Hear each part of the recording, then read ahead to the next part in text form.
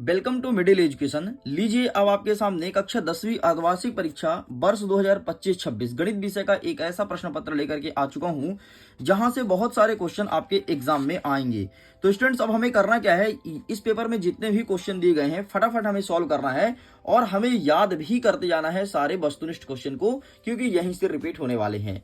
तो बिना time waste किए फटाफट हम करते हैं वीडियो को शुरू। देखो, अगर मैं गणित के पेपर की बात करूं तो टोटल हमारे पेपर में 23 प्रश्न रहेगा और 75 नंबर का हमारा पेपर रहेगा। अगर हम इसे अच्छे सॉल्व करते हैं तो हमारा आएगा 75 में से 75 नंबर।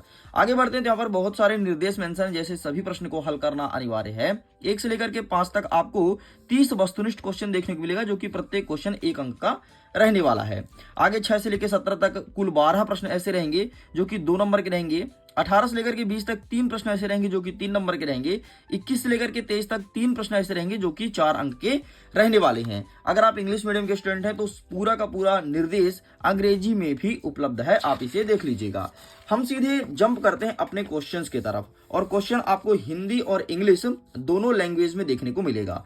प्रश्न नंबर 1 कह रहा है कि सही विकल्प चुन करके लिखो। इसमें पहला नंबर कहता है चर x के बहुपद px में x की घात बहुपद की घात कहलाती है। जो x की घात है वो बहुपद की कौन सी घात है? तो जो भी x की घात होती है वो बहुपद की अधिकतम घात होती है या फिर उच्चतम घात होती है। तो यहां पर हमें ऑप्शन नंबर बा में टिक करना है। हमें एक कंडीशन दिया है, जब a1/a2 बराबर b1/b2 बराबर c1/c2 हो तो समीकरण का निकाय a1x plus b1y plus c1 equal 0 तथा a2x plus b2y plus c2 equal 0 हो तो क्या होगा? तो इसका सही आंसर बनेगा कि अंततः अनेक हल होंगे। इसके अंततः अनेक हल होंगे, बस इस चीज को ध्यान रखिएगा। आगे बढ़ते हैं। नेक्स्ट हमारा तीसरा नंबर कहता है यदि द्विघात समीकरण लिखा है ax square plus bx plus c के शून्य के a और b है तो a प्लस b का मान क्या होगा?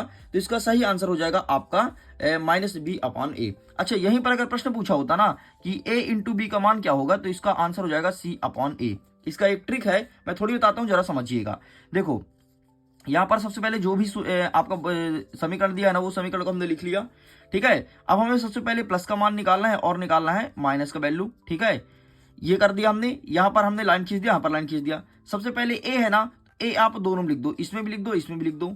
फिर क्या बचा? बी बचा तो बी ऊपर वाले में लिख दो, और सी बचा तो सी नीचे वाले में लिख दो।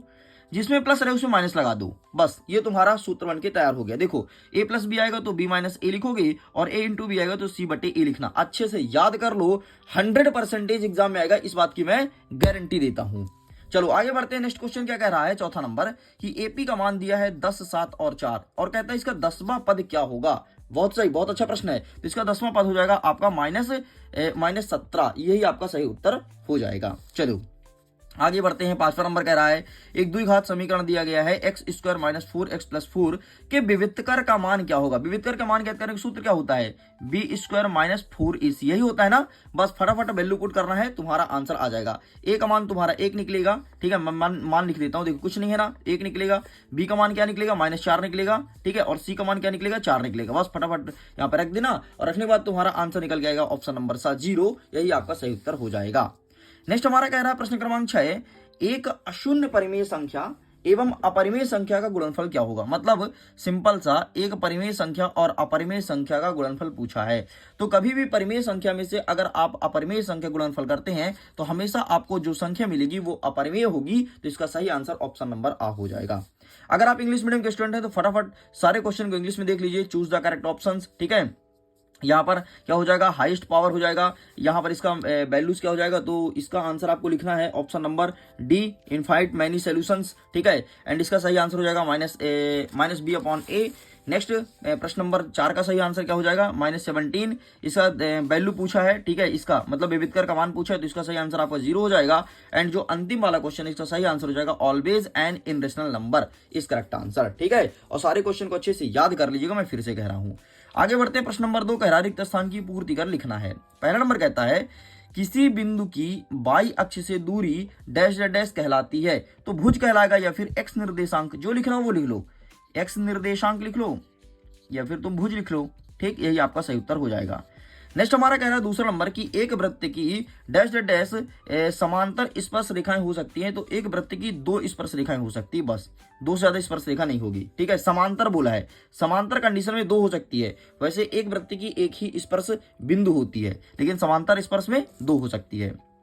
नेक्स्ट कह रहा है कि त्रिज्य खंड की संगत चाप की माप उस चाप की डैश डैश कहलाती है, तो उस चाप की लंबाई कहलाती है। तो यहां पर आपको लंबाई लिखना है। नेक्स्ट हमारा कह रहा है चौथा नंबर, समांतर श्रेणी दिया है 7, 13, 19 और 205 में पदों की संख्या निकालनी है, जिसमें पदों की संख्या आपकी 34 हो जाएगी।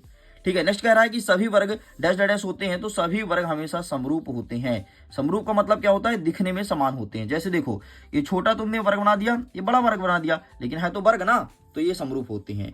नेक्स्ट कहता है कि ऊपर के किसी भी बिंदु से नीचे के किसी भी बिंदु को देखने के लिए दृष्टि रेखा को क्षैतिज से जितना नीचे घुमाना पड़ता है वह कोण क्या कहलाता है, उसे कहते हैं अवनमन कोण। ठीक है, अवनमन कोण। अभी मैं इसका ट्रिक बताता हूं याद करने का। देखो क्या कह रहा है कि ऊपर के किसी बिंदु, समझो यहां पर कोई खड़ा है, ठीक है, यहां पर कोई खड़ा है और ऊपर के किसी बिंदु, ठीक है भाई, ऊपर के किसी भी बिंदु से नीचे के किसी भी बिंदु को, नीचे के किसी भी बिंदु को देखने के लिए दृष्टि रेखा को क्षैतिज से जितना नीचे घुमाना पड़ता है उसे क्या कहते हैं, तो क्षैतिज तो ये सामने होता है। ठीक है, इसको नीचे घुमा रहा है, नीचे कोई व्यक्ति देख रहा है, ठीक है, नीचे देख रहा है, तो नीचे देखना कहलाता है अवनमन। अब देखो जरा, यहां पर कोई व्यक्ति है और छत में कोई व्यक्ति खड़ा है, उसे देख रहा है, तो उसे क्या कहेंगे, उन्नयन। ठीक है, उसे कहेंगे उन्नयन। मतलब ऊपर से नीचे देखना अवनमन और नीचे से ऊपर देखना उन्नयन। अब जरा समझो, तुम अपने घर के छत में खड़े हो, यहां से सपोज करो कि तुम एक लड़का हो या फिर कोई लड़का यहाँ पे खड़ा है और यहाँ पे एक लड़की जा रही है, तो लड़का जो है उस लड़की को देख रहा है, मतलब वो कर रहा है अवनमन। क्या, अवनमन। लेकिन यहाँ पे कोई लड़की है और यहाँ पे कोई लड़का खड़ा है, ठीक है, और लड़की इस लड़के को देख रही है, वो उसका जो नजारा कहलाएगा वो कहलाएगा उन्नयन। अगर इतना समझ गए तो एक क्वेश्चन आएगा 4 नंबर का, वो तुम कर जाओगे। आगे हम क्वेश्चन आपको दिखाएंगे।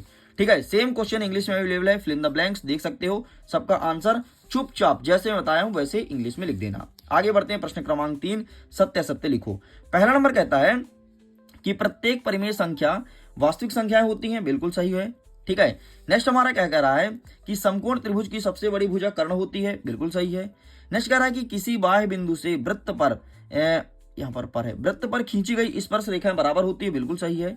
नेक्स्ट आपका कह रहा है कि वृत्त केंद्र से जीवा पर डाला गया लंब जीवा को समद्विभाजित करता है, ये भी आपका सही हो जाएगा। नेक्स्ट कह रहा है कि 2 समरूप त्रिभुजों की संगत भुजाएं समानुपातिक होती है, ये भी सही हो जाएगी। नेक्स्ट कह रहा है कि द्विघात बहुपद में केवल एक शून्यक होता है, ये आपका गलत हो जाएगा। इस प्रकार से सब कुछ सही है, केवल आपका लास्ट वाला गलत है। ठीक है, सेम क्वेश्चन इंग्लिश में है, अगर आप इंग्लिश मीडियम के हैं तो सारे क्वेश्चन को इंग्लिश में देख लीजिए। आगे बढ़ते हैं नेक्स्ट क्वेश्चन की तरफ। नेक्स्ट हमारा कह रहा है प्रश्न क्रमांक 4, सही जोड़ी को मिलाइए। आइए फटाफट देखते हैं। कह रहा है कि किसी बिंदु की एक्स अक्ष से दूरी क्या होगी, तो एक्स अक्ष से दूरी कहलाती है कोटि, तो इससे कोटि से मैच करना है। नेक्स्ट कह रहा है कि धन पूर्णांक हमेशा प्रकृत संख्या होती है, तो प्रकृत संख्या से मैच करिएगा।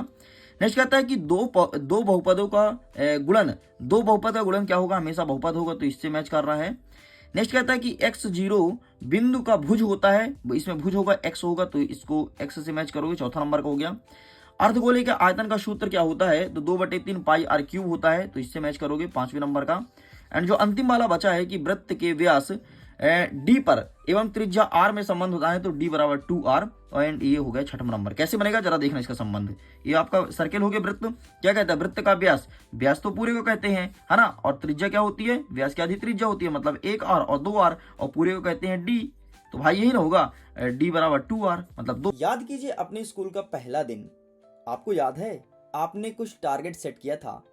आपका यही टारगेट था कि क्लास 10th में हम बहुत अच्छे से पढ़ाई करेंगे और अच्छे परसेंटेज बनाएंगे। जैसे मेरा अच्छा परसेंटेज बनेगा, हमारे माता पिता का सर गर्व से ऊपर उठेगा। आपका भी यही ड्रीम था ना? लेकिन आपको पता है इस वक्त आप अपने ड्रीम से भटक रहे हैं। आप डेली कहते हैं हम कल से पढ़ाई करेंगे, कल से पढ़ाई करेंगे, लेकिन हमारी पढ़ाई हो नहीं पाती है। और अब तो हमारे पास ज्यादा समय भी नहीं बचा है। हमारा नवंबर में हाफ ईयरली एग्जाम में बीतते जा रहा है, जनवरी में हमारा प्री बोर्ड एग्जाम होगा, मतलब हमारे पास मात्र दिसंबर बस का समय बचा है। आपके उंगली को पकड़ के मैं उस लक्ष्य तक ले जाऊंगा जहां से तुम्हारे माता पिता तुम पर प्राउड फील करेंगे और गर्व से समाज के सामने जी सकेंगे। आपके सामने मिडिल एजुकेशन लेकर के आया है टॉपर सीरीज वर्ष 2026।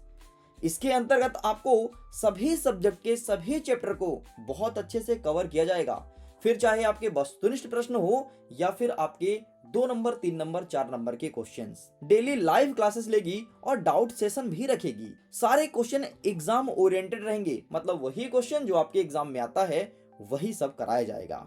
आपको पता है टॉपर जब भी टॉप करता है ना तो उसकी कुछ ना कुछ स्ट्रेटजी होती है। मैं टॉपर से मिलवाऊंगा और टॉपर के ट्रिक्स को तुम्हारे सामने शेयर करूंगा। जो भी चीजें क्लासेस में बताई जाएगी ना उसका नोट्स दिया जाएगा, वो भी अल्ट्रा HD के फॉर्म में। दोनों लैंग्वेज में रहेगी, हिंदी और इंग्लिश। कुछ स्टेप को फॉलो करके हमारे साथ जुड़ सकते हैं। गूगल प्ले स्टोर से मिडिल एजुकेशन का एप्लीकेशन डाउनलोड करना है। एप्लीकेशन जैसे डाउनलोड करते हैं लॉगिन का पूरा प्रोसेस कीजिएगा एंड पेड कोर्स के ऑप्शन को क्लिक करना है। सबसे ऊपर ही आपको टॉपर सीरीज वर्ष 2026 का एक लिंक मिल जाएगा। वहां पर सबसे नीचे आपको बाय बटन का ऑप्शन मिलेगा, उसे सिंपल सा क्लिक करके और अपने UPI से पेमेंट करना है और 20 नवंबर से चल रही डेली लाइव क्लासेस का मजा लेना है। वो आ रहे देख लो, बस इस प्रकार से भी होता है कंप्लीट। चलो आगे बढ़ते हैं, प्रश्न नंबर 5 को कवर कर रहे हैं। अच्छा, इंग्लिश में अवेलेबल है, देख लेना। 5वां नंबर कह रहा है कि एक शब्द एक वाक्य में उत्तर देना है। किसी AP के प्रथम N पद का योग ज्ञात करने का सूत्र क्या होता है? N पदों का योग ज्ञात करने का सूत्र देखना जरा, मैं लिखता हूं SN बराबर N/2, ठीक है, bracket start 2A plus N-1 bracket small bracket close और D मतलब होता है डिफरेंस, अंतर। बस इस सूत्र से तुम Nवा पद फाइंड कर सकते हो, N पदों का योग ज्ञात कर सकते हो। ये है N पदों का योग। नेक्स्ट कह रहा है दूसरा नंबर कि त्रिघात बहुपद में अधिकतम कितने शून्यक होते हैं? तो कितना घात है? त्रिघात है ना, तो शून्यक भी 3 होंगे। अच्छा, द्विघात बहुपद में 2 शून्यक, ध्यान रखना। नेक्स्ट कहता है कि त्रिज्य खंड के संगत चाप की माप क्या कहलाती है? तो चाप की लंबाई कहलाती है, चाप की लंबाई। नेक्स्ट आपको कह रहा है कि cos 0 डिग्री का मान क्या होता है? तो cos 0 डिग्री का मान यहां पर आपको 1 लिखना है, इसका वैल्यू 1 होता है। नेक्स्ट क्या कह रहा है? वह रेखा क्या कहलाती है जो हमारी आंखों से भूमि के समांतर जाती है? उसे कहते हैं क्षैतिज रेखा, क्षैतिज रेखा। अगर आप प्रश्न को सही से पढ़े होते तो देखो यहां पर मैंने इससे डिस्कस किया था, ये सामने जा रहा है, यहां पर लिखा भी है, देखो क्षैतिज है ना, तो एक का आंसर तो ऐसे मिल जाता है। जो सामने जाए उसे कहते हैं क्षैतिज और जो ऐसे जाए लंबा लंबा उसे कहते हैं ऊर्ध्वाधर, ध्यान रखिएगा। चलो आगे बढ़ते हैं, ये भी हमारा कंप्लीट हो गया। अच्छा, एक बचा है। 6वां नंबर कहता है कि एक वृत्त के क्षेत्रफल का सूत्र क्या होता है? तो वृत्त का क्षेत्रफल निकालने का सूत्र क्या होता है? 0/360 डिग्री, ठीक है, 0 मतलब 0 डिग्री होता है, बराबर πr² माइनस कोण OAB। बस इतना तुम्हें लिखना है, ठीक है। चलो, वृत्त का क्षेत्रफल 2πr, वृत्त का क्षेत्रफल, वृत्त की परिधि 2πr, हाँ πr², ठीक है, ओके, डन। यहाँ पर इंटू कर देना, यहाँ पर इंटू कर देना, बस ठीक है, इक्वल। ये हो गया, ये आपका कंप्लीट हो गया। चलो आगे बढ़ते हैं। प्रश्न नंबर 6 कह रहा है कि एक संख्या दिया गया है, संख्या दिया है आपका 7429, अभाज्य गुणनखंड के रूप में इसे व्यक्त करना है, कन्वर्ट करना है। और यहीं पर अथवा में कह रहा है कि एक संख्या दिया गया है 4 के पावर में n पर विचार कीजिए जहां n एक प्राकृत संख्याएं हैं और जांच कीजिए क्या n पर कोई ऐसा मान है जिसके लिए 4n का अंक 0 पर समाप्त होता है। भाई देखते हैं सबसे पहले ऊपर वाले का आंसर, फिर हम देखेंगे नीचे वाले का आंसर। तो ये रहा आपके सामने प्रश्न क्रमांक 6 का उत्तर, ये 7429 का, ठीक है। इस प्रकार से आपको अभाज्य गुणनखंड करना है, देख लो 17 के पावर में 1 आएगा, 19 के पावर में 1 आएगा और 23 के पावर में 1 आएगा, ठीक है। यही आपको लिख करके चले आना है। आगे जो अथवा वाला प्रश्न पूछा था इसका आंसर मैं दिखा देता हूं। तो इसका आंसर आपको जाना पड़ेगा बुक में। पेपर इस बार टफ आ रहा है, तुमको पता है ना, वो बोर्ड एग्जाम का पेपर इससे भी खतरनाक रहने वाला है, इसलिए ध्यान से पढ़ लेना। ये देखो इस प्रकार से तुम्हें लिखना पड़ेगा। अच्छा, यहाँ पर अगर वैल्यू चेंज कर दे तो परेशान मत होना। जैसे 4 के स्थान पर पिछले साल क्या किया था, 6 कर दिया था, ठीक है, तो परेशान मत होना। सेम ऐसे ही अगर तुमने अप्रोच सीख लिया तो ऐसे ही तुम्हें सॉल्व करके आना है। चलो साइड करते हैं नेक्स्ट क्वेश्चन की तरफ। नेक्स्ट हमारा कह रहा है 7वां नंबर की एक द्विघात बहुपद दिया गया है जिसका वैल्यू है x² + 7x + 10 = 0। इसे शून्यक फाइंड करना है और शून्यक तथा गुणांकों के बीच संबंध की सत्यता की जांच भी करनी है, ठीक है। ये देख लो यहाँ पर लिखा है क्वाड्रेटिक पॉलीमल, ठीक है, और ये वैल्यू लिखा है और verify the relationship between 0 and coefficients. तो ये देखो ये रहा इसका आंसर, ठीक है। ये सत्यता की जांच करना है, एग्जाम्पल से क्वेश्चन पूछा गया है। ये देख लो पूरा सेम टू सेम क्वेश्चन है ना, बस यही तुम्हें चिपका के चले आना है।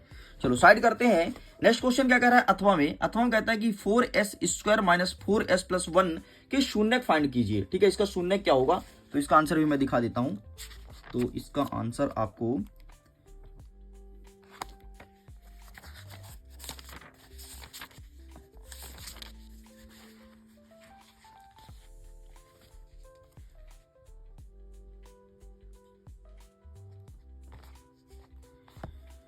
तो ये रहा है आपके सामने आंसर, ठीक है। इसका भी आप स्क्रीनशॉट ले लो, पूरा पूरा यहाँ से लेकर के यहाँ तक लिख देना है आपको।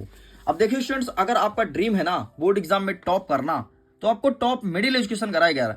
अगर आपने अभी तक टॉपर सीरीज वर्ष 2026 के बैच में एनरोल नहीं हुई हो ना, लिटरली बता रहा हूं, अपनी लाइफ के साथ बहुत बड़ा खिलवाड़ कर रहे हो यार। तुम्हारा जो ड्रीम था, उस ड्रीम को पूरा करने में तुम क्यों नहीं तुले हुए हो? क्यों तुम अपने सपने को चूर चूर कर रहे हो? अगर तुम्हारे अच्छे परसेंटेज आएंगे, तुम्हारे माता पिता का सर पता है कितना ऊंचा होगा, और जो गर्व से बोलेंगे ना, मेरे बेटे का 95 परसेंटेज आया है, मेरे बेटे का 90 परसेंटेज आया है, यार अलग ही खुशी होगी। तुम खुद सोचो, अगर दो बच्चा है, दोनों बच्चे के माता पिता आपस में बात कर रहे हैं, तो एक बच्चे का 95 परसेंट आया है और एक का आया है 45 परसेंटेज।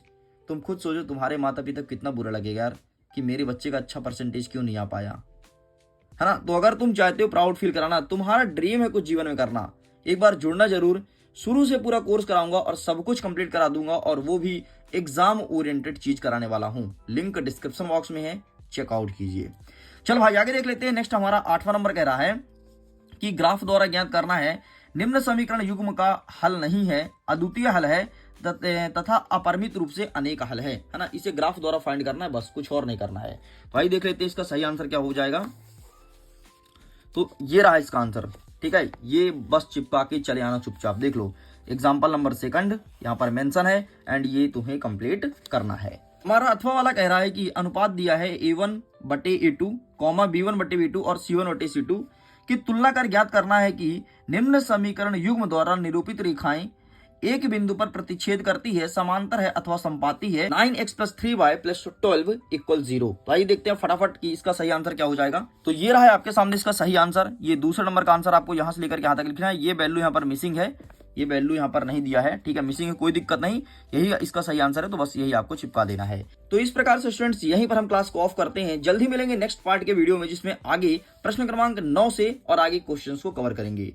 वीडियो पसंद आया हो तो वीडियो लाइक करिएगा, अपने मित्रों तक शेयर जरूर कीजिएगा, और कमेंट करके बताइएगा कि आपके लिए ये क्लास कितना हेल्पफुल रहा, ताकि ऐसे ही क्लासेस मैं आपके सामने रखता रहूं।